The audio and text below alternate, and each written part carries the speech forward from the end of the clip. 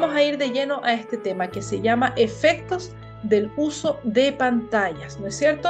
Y bueno, aquí en Chile, ¿no es cierto? Tenemos este estudio, yo quise compartirlo, estuve buscando para otros países y no encontré información tan específica, así que igual considerando más o menos la similitud que pueda haber en la zona, digamos, sudamericana, podemos estar llegando a los mismos valores, a las mismas estadísticas. Y miren lo que nos dice aquí el Ministerio de Educación de Chile. 7 de cada niños tiene un celular propio a los 9 años. Este resultado, ¿no es cierto?, fue obtenido de una encuesta de la Consulta Nacional a apoderados, a padres y a profesores, ¿no es cierto?, en relación al uso de celulares en colegios. Y miren ustedes el uso de 5 horas, ¿no es cierto?, 5.6 horas, ¿no es cierto?, que dice que es el promedio de uso de celular entre niños de 10 y 14 años. Ahora, a mí me sorprende, pero de repente vemos niños con 6 años que ya tienen su propio celular, ¿no? Por lo demás, hay en otras situaciones, los niños utilizan el celular de los padres. Es importante considerar, ¿no es cierto?, estos altos resultados de las estadísticas que obtenemos. Ahora, me gustaría, si bien, ¿no es cierto?, reconocemos que las pantallas pueden estar en diversos dispositivos, ya sea televisor, tablet, computador, ¿no es cierto?, celular. Creemos, ¿no es cierto?, que la mayor dificultad se encuentra en el uso del celular, porque es en el celular donde podemos encontrar muchísimas aplicaciones. O sea, ahí podemos ver películas, podemos llamar, podemos jugar, ¿no es cierto?, podemos comunicarnos con otras personas a través de mensajería, podemos subir contenido. Por lo tanto, puede convertirse, ¿no es cierto?, en una adicción. Así que me gustaría que podamos aquí ya partiendo en hacernos un autoanálisis o de repente observar, ¿no es cierto?, cómo está el comportamiento del uso del celular de nuestro entorno, de nuestros niños, nuestros adolescentes. Así que atentos, por favor. Dice, si no se despega del celular ni para ir al baño, qué interesante. Si se desespera cuando el celular se apaga y busca la forma de cargarlo enseguida, inmediatamente, ¿no es cierto? Si usa el celular mientras camina o maneja, y si hay una ansiedad y falta de apetito, ¿no es cierto?, sin una razón aparente, sin una razón de peso que pueda estar ocurriendo en su hogar, en su familia, en su experiencia de vida. Así que si se presentan, ¿no es cierto?, estos indicadores, ojo allí porque puede estar presentando una adicción al celular. Ahora, además de ello, ¿no es cierto?, de esta adicción que puede provocarse, esta dependencia hacia un aparato, a un dispositivo, necesitamos reconocer que la sobreexposición, ¿no es cierto?, tiene un efecto sobre nosotros. Y miren, provoca contracturas cervicales, los dolores que nosotros podemos sentir después de haber estado usando el celular, ¿no es cierto?, de haber estado usando mucho tiempo el computador. Por ejemplo, se recomienda que la pantalla del computador, ¿no es cierto?, el uso del teclado pueda estar a la misma altura. Entonces, debiera estar al menos unos 8 centímetros por encima de la mesa, ¿ya? También es importante considerar, ¿no es cierto?, los calambres en brazos y manos, también la irritación ocular y, bueno, los que usan lentes, ¿no es cierto?, en muchas ocasiones recomiendan los mismos médicos, los tecnólogos, ¿no es cierto?, que toman la medida, el uso del vidrio azul, ¿no es cierto?, para poder evitar el reflejo de la luz de la pantalla. Y algo que se ha estado observando en niños y adolescentes que antes no se observaba es el insomnio. Cuando nosotros habíamos visto que un niño no pueda dormir, si los niños ponen la cabeza en la almohada y se quedan dormidos al tiro, sobre todo los adolescentes que había que sacarlos con grúa. Y es interesante cómo ahora ellos presentan insomnio, justamente provocado por la sobreexposición. ¿Qué más?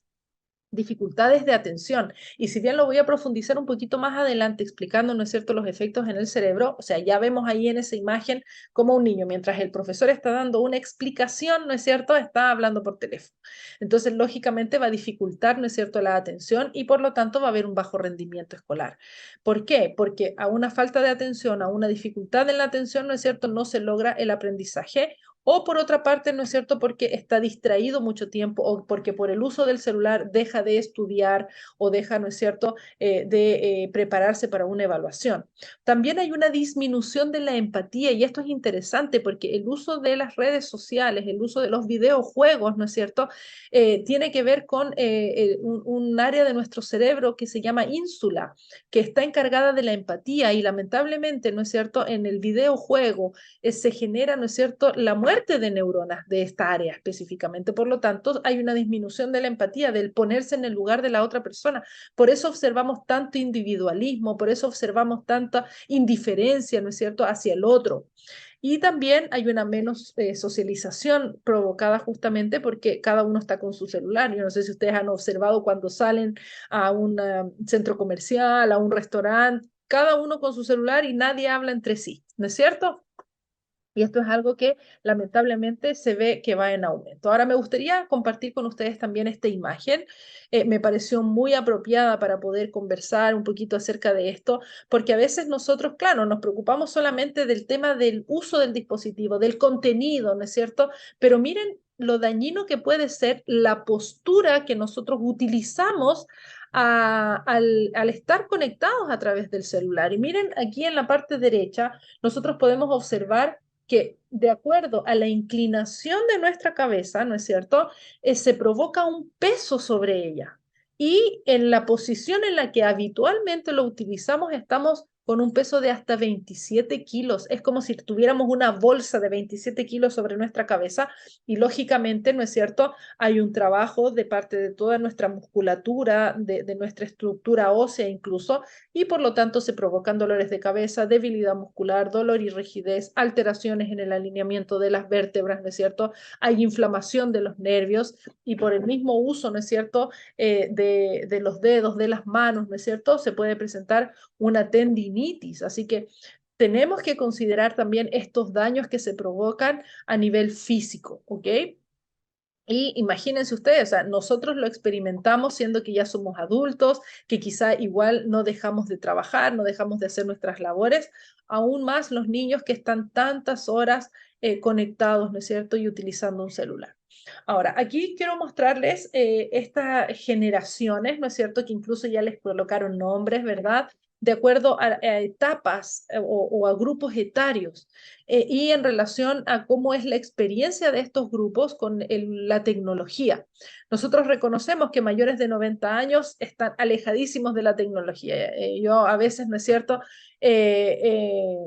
comento que de repente uno le pasa un celular a una abuelita y lo apaga con el cachete, ¿no es cierto? Hay que estar otra vez ya haciendo la llamada y todo. No hay familiaridad con el uso de la tecnología. Y los baby boomers, ¿no es cierto?, que están alrededor de los 60 años actualmente, entraron en contacto con la tecnología en la adultez. Los de la generación X, en un promedio de 50 años, entraron a la tecnología, ¿no es cierto?, en la juventud. Ahora, los millennials, ¿no es cierto?, que son treintañeros, como menciona ahí la imagen, ahí hay un inicio de la digitalización. ¿Sí? Sin embargo, estamos hablando de una adolescencia, ¿no es cierto?, de la niñez. Sin embargo, dentro de lo que es la generación Z, ¿sí?, la generación alfa, niños, adolescentes, ¿no es cierto?, y niños en nuestra generación, en este tiempo, ¿no es cierto?, vemos que ellos son nativos digitales, es decir, ellos nacieron con un celular bajo el brazo, no con una marraqueta, como se decía antes, ¿no es cierto?, ellos nacieron con un celular bajo el brazo. Es decir, que sus mamás, mientras estaban embarazadas, es muy probable que hayan utilizado un celular, ¿verdad? Por lo tanto, para ellos es muy familiar, o sea, para ellos es como algo cotidiano y el uso que tienen de los celulares es sorprendente. Yo no sé si ustedes han tenido que recurrir de repente a alguno de sus hijos para que les auxilien con el tema de la tecnología, porque ellos son bastante atrevidos al utilizar. Nosotros tenemos miedo, leemos cada detalle, la letra chica, que me aparece un mensaje, ¿no es cierto? En cambio, los niños arrasan y buscan y se meten a los celulares. Es increíble cómo se aprenden con qué facilidad el patrón. No sé si les ha pasado que sus hijos están observando ahí de una mirada, ya se lo aprenden. ¿Por qué? Porque son nativos digitales, ellos nacieron con esto. Ahora, ¿cuál es la dificultad aquí en el tema de los nativos digitales? Miren, las neuronas, ¿no es cierto?, que nosotros tenemos a millones en nuestro cerebro, deben conectarse.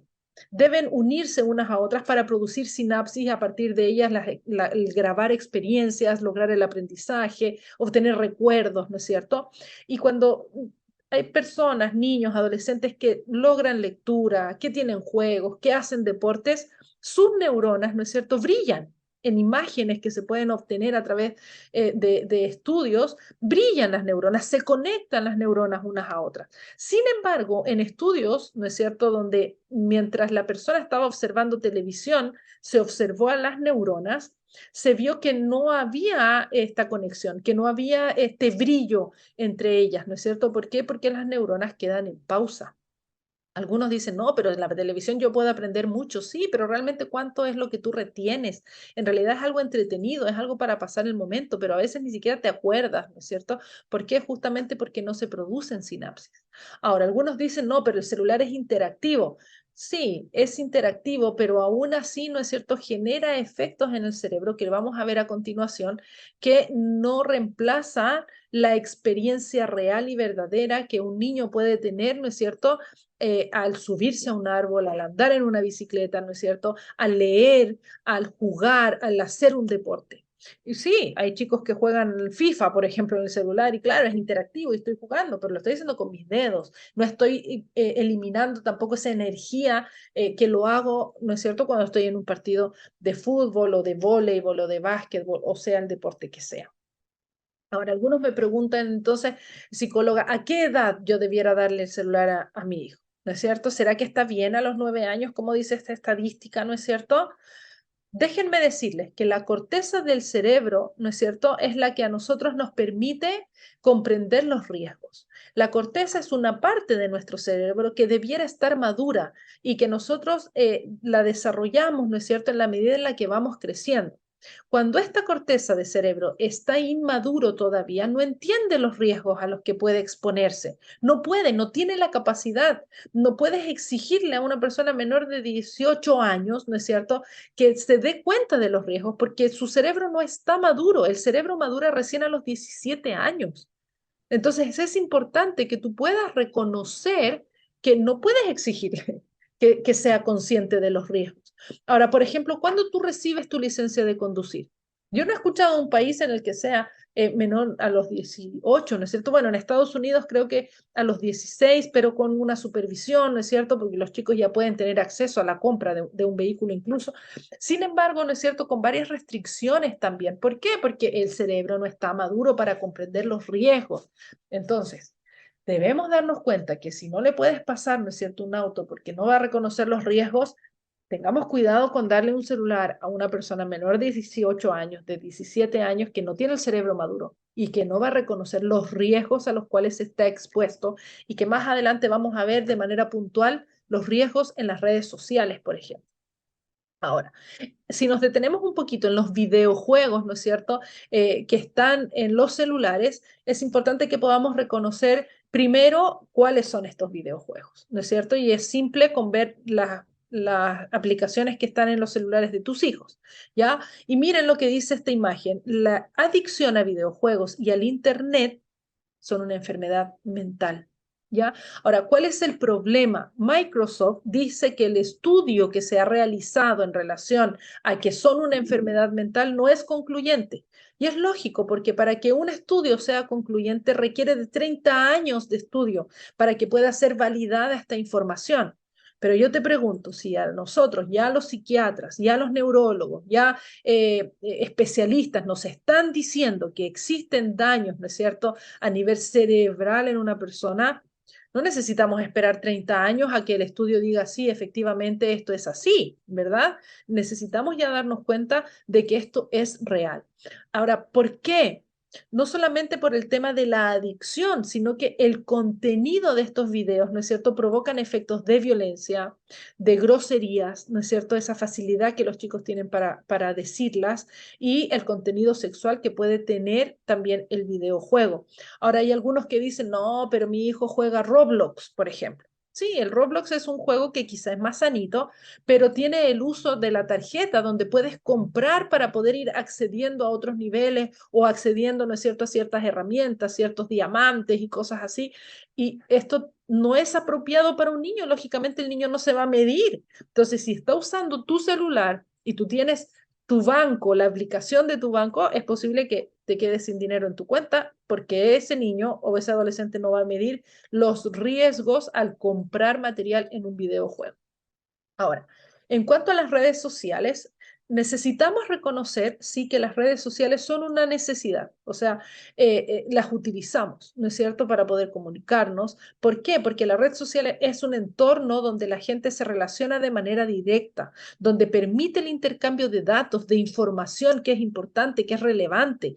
Entonces, las redes sociales tienen muchos beneficios, pero déjenme decirles que aquí, en este sector, está observando usted, ¿no es cierto?, el logo de una organización que presenta un control parental de las redes sociales. Toda red social tiene una clasificación de edad. Entonces, si nosotros nos damos cuenta que frente a una aplicación, frente a una red social, frente a un programa, existe una organización dedicada al control parental, yo creo que es porque es importante, ¿no es cierto? Es porque hay que considerar los riesgos que puede tener una red social, si hay una organización que trabaja para clasificarlas, ¿ok? Ahora, para que podamos tener un poquito de conocimiento en relación a las redes sociales, y esto es súper importante porque es necesario que nuestros hijos, nuestros niños, adolescentes, nos vean a nosotros que manejamos este tema de la tecnología, porque si no ellos se sienten superiores a nosotros. Y si bien ellos se manejan bastante bien, ellos deben reconocer que hay otras áreas, ¿no es cierto?, en las que nosotros, lógicamente, tenemos más experiencia que ellos y también más conocimiento. Así que un poquito para aprender en cuanto a las redes sociales, existen dos grandes grupos. Unos son los horizontales, ¿no es cierto? Que son aquellas redes sociales que no tienen una temática definida y que están dirigidas a un público genérico, ¿ya? Por ejemplo, ¿no es cierto? En el Facebook hay personas con diferentes intereses. Sí existen grupos de intereses en común, ¿verdad? Donde tú puedes unirte a ese grupo y obtener información en relación a ese interés que tú tienes. Pero como red social es pública, y no tiene una temática definida. Lo mismo en Instagram, lo mismo el WhatsApp y estas otras, ¿no es cierto?, en redes que ustedes pueden observar allí. Ahora, sin embargo, existen las redes sociales verticales, que son aquellas redes, ¿no es cierto?, en las cuales los usuarios se unen en torno a intereses comunes. ¿Ya? O sea, música, documentos y enlaces, fotografía, videos, videojuegos, ¿no es cierto? Entonces, aquí la persona busca la red social de acuerdo a su interés. Y es importante conocer, ¿no es cierto?, esta diferencia, porque esto también nos va a llevar a conocer los gustos de nuestros hijos. Y por eso es importante que nosotros podamos reconocer también cuáles son los principales peligros a los cuales están expuestos en las redes sociales nuestros niños, nuestros adolescentes y nuestros jóvenes. Y uno de ellos es el problema con la privacidad, porque a veces pueden, ¿no es cierto?, recibir invitaciones de personas desconocidas y haber, ¿no es cierto?, un contacto con desconocidos, o puede haber un problema de privacidad, ¿no es cierto?, en el acceso que pueda tener una persona a la información que se sube a las redes sociales.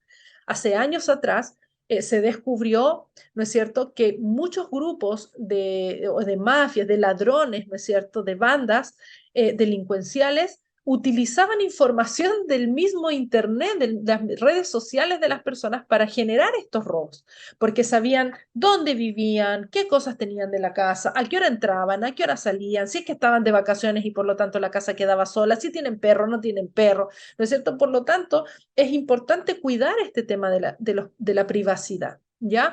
Ahora también, lógicamente, ¿no es cierto? Como anteriormente lo mencionaba, puede haber una adicción al uso de la pantalla y en este caso específico las redes sociales, el contacto con desconocidos, las fake news, que son estas noticias falsas donde dan información que aparentemente es real, por ejemplo, que el líder tiene una promoción, que un supermercado, ¿no es cierto?, o que el Ministerio de Salud dice algo en relación a las vacaciones, por ejemplo, ¿no es cierto?, o el Ministerio de Educación, y información que no es real. O, por ejemplo, caer en el tema de los niños con información de otros compañeros y que en realidad no es real, o de un colegio o de un establecimiento, ¿verdad?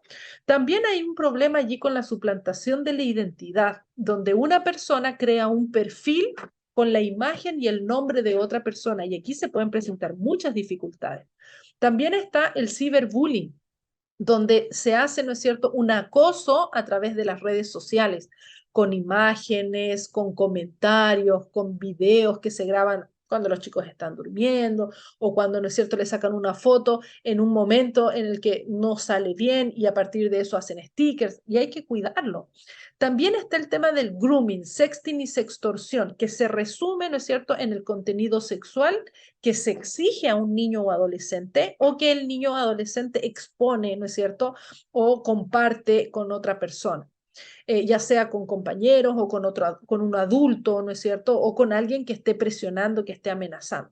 Y también está el tema de los retos peligrosos, sobre todo en TikTok. Hay muchos retos que están semanalmente saliendo, ¿no es cierto? Y que los chicos los hacen y que incluso pueden ser delictivos o que incluso pueden llevar a la muerte de la persona que realiza, ¿no es cierto?, este reto. Recuerdo hace un tiempo atrás uno de los retos y también lo planteé en un tema muy específico, ¿no es cierto?, en relación a los retos que está ahí en el canal de YouTube. Los invito a que lo puedan observar porque, por ejemplo, había un muchacho que se puso alcohol gel en el cuerpo y luego se prendió fuego, imagínense. Entonces, claro, lógicamente, quien hizo el reto subió el video hasta un momento y luego no contó que terminó en el hospital con quemaduras de primer grado, ¿no es cierto? Pero el reto quedó allí y muchos niños sin medir el riesgo, porque no tiene la capacidad, porque su cerebro no está maduro, llega y lo hace y termina igual o peor que quien lo hizo. ¿Ok? Ahora, ¿qué consejos te podemos dar, no es cierto, para minimizar los riesgos en redes sociales? Esta información yo la obtuve del internet porque me pareció una presentación muy familiar, ¿no es cierto?, muy amigable y creo que tiene mucho sentido con que nosotros podamos hacer esto, el conocer las redes sociales que usan tus hijos. Y es súper fácil que tú te metas al celular de tu hijo, ¿no es cierto?, en compañía de él y observes cuáles son las aplicaciones que tiene y la forma en la que las utiliza. Es importante. ¿Ya? También mostrarles la importancia de la privacidad, de que ellos puedan ingresar a la privacidad. Todas las redes sociales tienen una forma de lograr privacidad en esa red social. Entonces, es importante mostrarles la importancia de la privacidad y por lo tanto del contenido que ellos van a subir, ¿verdad? También es importante hacerles entender los peligros de compartir fotos íntimas. Saben ustedes que a veces mismos amigos o novios, novias, después hacen amenazas a los chicos de que si no hacen lo que ellos quieren o si les terminan van a subir la foto que les mandó, ¿no es cierto? Y actualmente nosotros podemos observar imágenes donde los chicos suben fotos con muy poca ropa o quizá ninguna, ¿verdad? También es importante, ¿no es cierto?, limitar el uso de las redes sociales. Es fundamental en cuanto a qué redes sociales puede usar y qué redes no, las formas en las que las va a utilizar. Por ejemplo, cuando se utiliza el WhatsApp, los chicos tienen acceso a crear grupos, ¿verdad? Entonces a veces crean el grupo de los amigos en contra de alguien. ¿Sí? Y ahí se sube mucho contenido que puede ser muy perjudicial o de repente pueden crear un grupo del curso, ¿no es cierto?, donde pueden subir imágenes. Entonces, por ejemplo, el limitar el uso del WhatsApp a que tu hijo, siendo pequeño o siendo, ¿no es cierto?, adolescente, no esté en grupos, que tenga el uso de la mensajería con personas puntuales, específicas, ¿no es cierto?, para temas puntuales y no dentro de grupos donde pueda verse, ¿no es cierto?, inmerso en conflictos, donde pueda incluso a veces recibir imágenes, ¿no es cierto?, con contenido pornográfico. ¿Por qué? Porque alguien lo subió y todos lo observaron en ese grupo, ¿no es cierto? Muchas dificultades se pueden observar a este nivel. También es importante enseñarles a los hijos, ¿no es cierto?, usar las redes sociales con sentido común, ir evaluando qué es lo que sí, qué es lo que no, preguntar si es que no saben, controlar que no agreguen a desconocidos, no basta con solamente decírselos, porque me ha tocado conversar con niñas que han logrado establecer una relación amorosa con una persona que terminó siendo adulta, ¿no es cierto? Y que tenía otras intenciones para poder llegar a esa niña. Y claro, era una niña que agregó una persona que le empezó a hablar bonito, que le empezó a hacer sentir bien, feliz, bonita, ¿no es cierto? Y hay dificultades ahí. Es importante no solo mostrarles la importancia de la privacidad, sino revisar juntos la configuración de la privacidad. Y es importante también limitar el tiempo al cual están expuestos a las redes sociales. ¿Ya? Ahora miren, lo que dice algunos estudios recientes, que estar conectado a las redes es una conducta adictiva, que sus efectos son comparables a los efectos de las sustancias psicoactivas, a las drogas, ¿no es cierto? Pero son más sutiles. Ahora, ¿por qué son más sutiles? Porque no tienen el efecto de la sustancia, ¿no es cierto? De ese químico que genera, ¿no es cierto?, un efecto en el cerebro. Sin embargo, al estar expuesto a la red social, el cerebro genera una química, ¿no es cierto? Un elemento químico que son neurotransmisores, que son hormonas, que pueden ser dañinos para nosotros. Por ejemplo, lo es el cortisol, que es la hormona del estrés, que presenta trastornos del sueño, ¿no es cierto? Porque además se disminuye la producción de melatonina, que es la que provoca el sueño, ¿no es cierto? También provoca ansiedad y estrés, provoca un descuido de relaciones sociales, provoca, ¿no es cierto?, sensación de vacío, cambios en el comportamiento, en pequeños reflejos, hasta la incapacidad de controlar incluso, ¿no es cierto?, ciertas conductas, ciertos comportamientos. Entonces, nos damos cuenta que tiene muchos efectos que pueden ser negativos y dañinos para uno. Ahora, deteniéndonos en el simple me gusta, ¿no es cierto? Los cerebros anhelan el me gusta en las redes sociales. Y lógico, a cualquiera, si tú subes una foto, ¿no es cierto?, de algo que hiciste el fin de semana, te fijas quién te dio like, quién te dio un me gusta.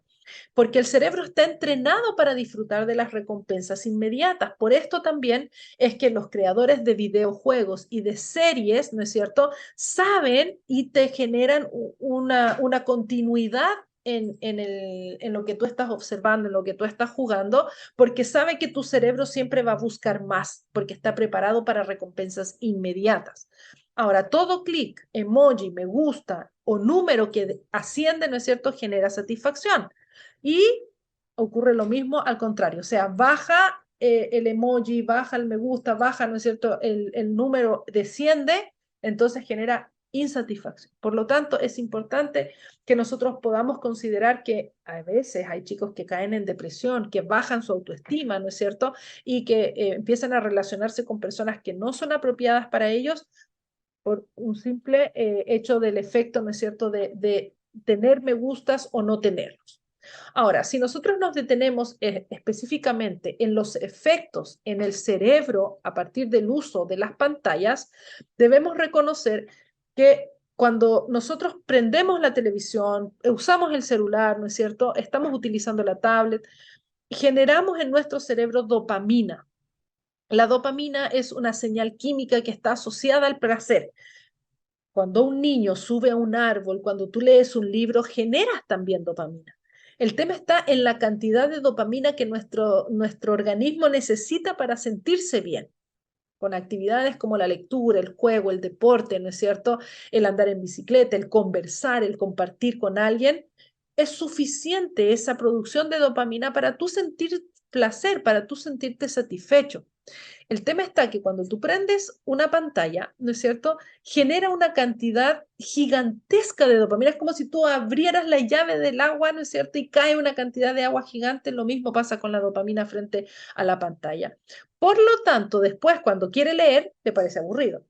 Le parece aburrido andar en bicicleta, le parece aburrido jugar, le parece aburrido hacer un deporte, ¿no es cierto? Porque la cantidad de dopamina que se genera, lógicamente, no es similar, ¿ya? Entonces, por eso que cuesta tanto que un niño se concentre en clases y se divierta con la clase y quiera jugar con los amigos y quiera jugar juegos de mesa. Y por eso es que los juguetes de los niños están encerrados en sus closets, están en cajas, ¿no es cierto?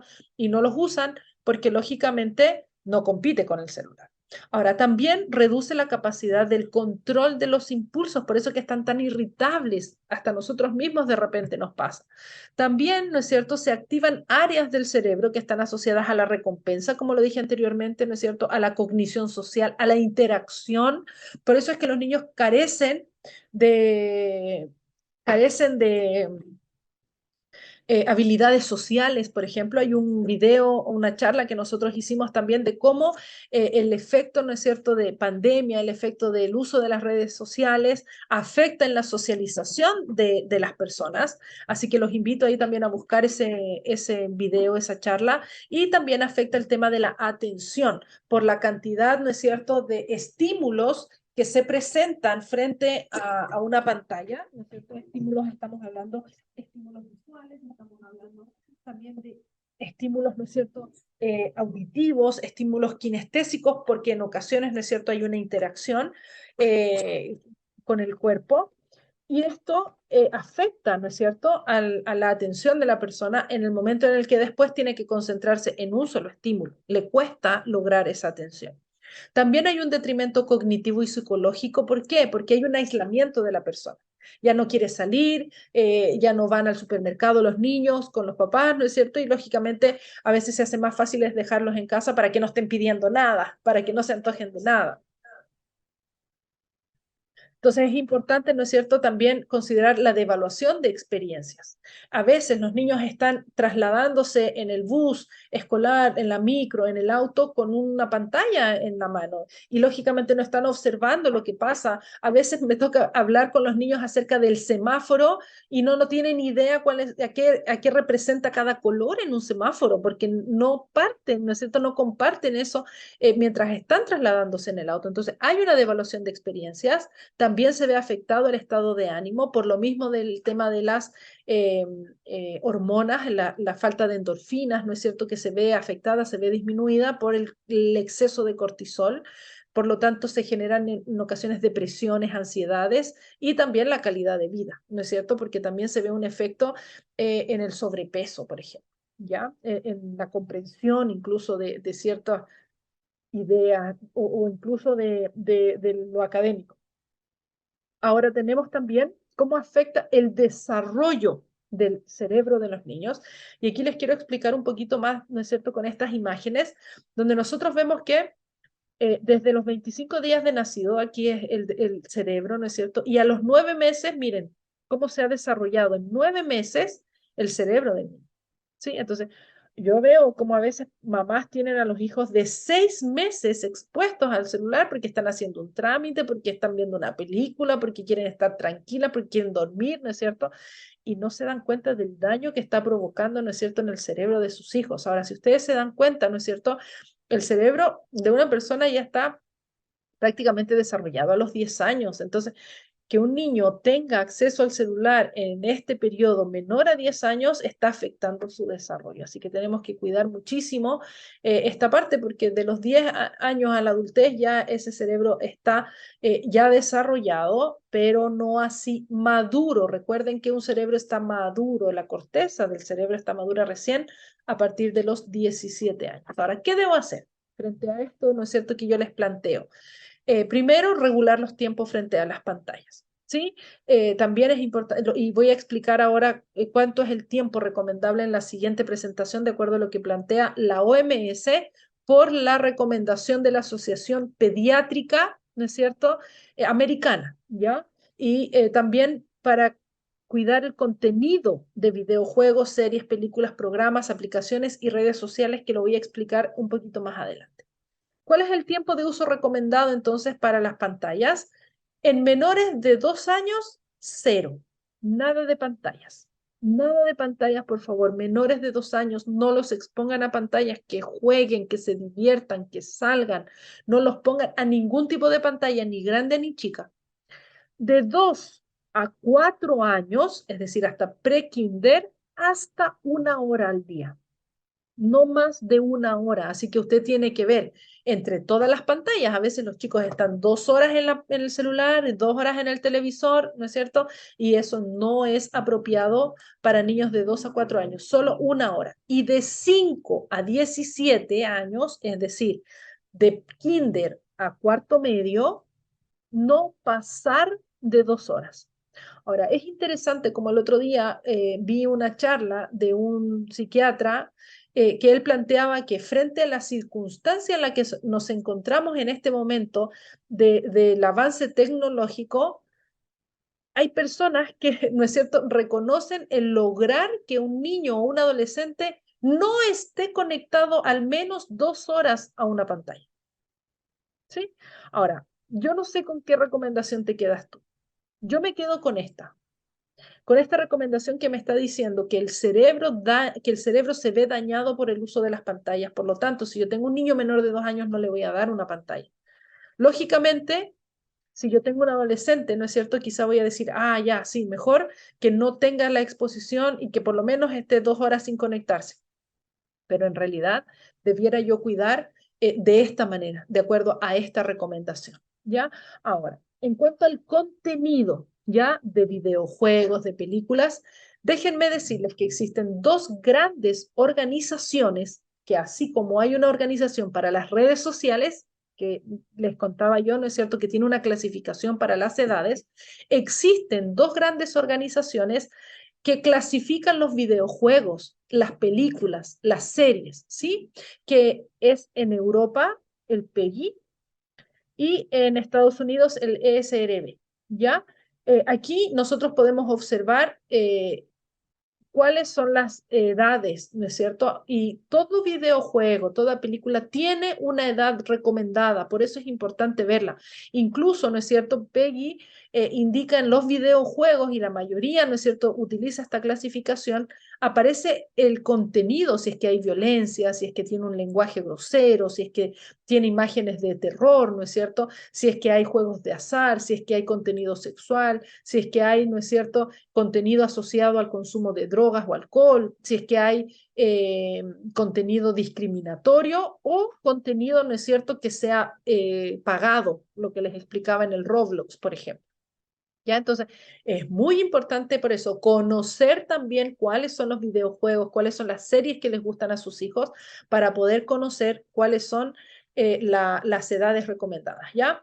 Ahora, en cuanto a redes sociales, por ejemplo, aquí les muestro, ¿no es cierto?, mayor a 13 años, el TikTok, el YouTube, a pesar de que actualmente hay un YouTube Kids, ¿no es cierto?, que está un poco más regulado en relación a niños y ahí ustedes también lo pueden eh, aplicar o utilizar, ¿no es cierto?, en los televisores. Incluso el WhatsApp está desde los 16 años en adelante, ¿ya? Y si usted no sabe, directamente en Google puede escribir de edad recomendada de el Free Fire, de la película, por ejemplo, cuando salió la película de Mario Bros., nosotros dijimos, la vamos a ir a ver, a mí me gustaba, yo crecí con Mario Bros., pero encontré que la edad recomendada de Mario Bros. Era para 8 años, así que decidimos no ir a ver la película porque tenemos un niño de 4.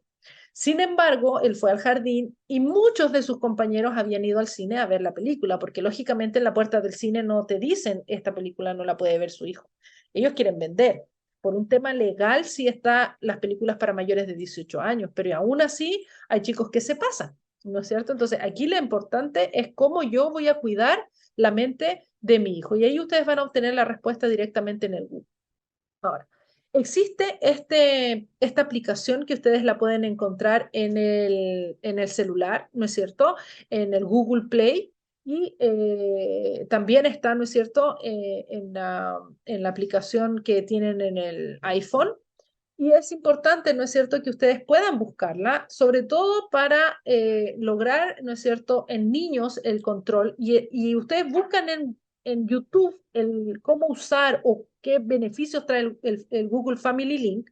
Y ahí ustedes pueden apagar el celular de sus hijos a las 8 de la noche y prenderlo a las 7 de la mañana. Ustedes pueden hacer que si el niño quiere bajar una aplicación, les pida autorización a su celular porque este Family Link tiene vinculado el celular de su hijo con su celular.